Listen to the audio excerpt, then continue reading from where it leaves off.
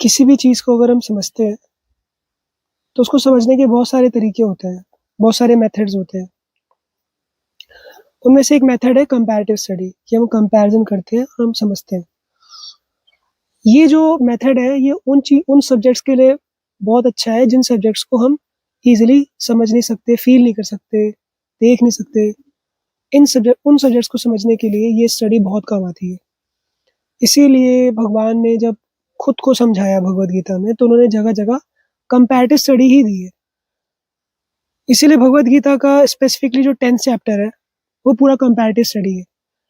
पूरे चैप्टर में भगवान अपने आप को बता रहे हैं कंपैरिज़न के थ्रू कि मैं वृष्णिरानष्टि में वासुदेव हूँ, पांडवों में धनंजय हूँ, जल का स्वाद हूँ, बीस्ट में लायन हूँ और जितनी भी चीज़ें रिफ़ॉर्म करती हैं उनमें पनिशमेंट हूँ।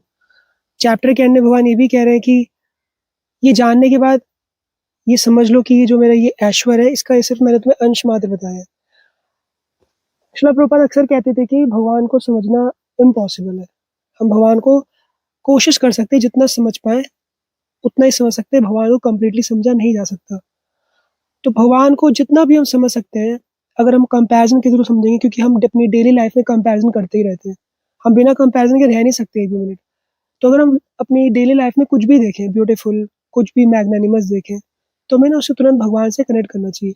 अगर हम ऐसे कंपैरिज़न करेंगे तो हम बहुत ईज़िली भगवान से कनेक्ट कर सकते हैं और हमारी चैंटिंग भी अच्छी हो सकती है इसके थ्रू। हरे कृष्णा।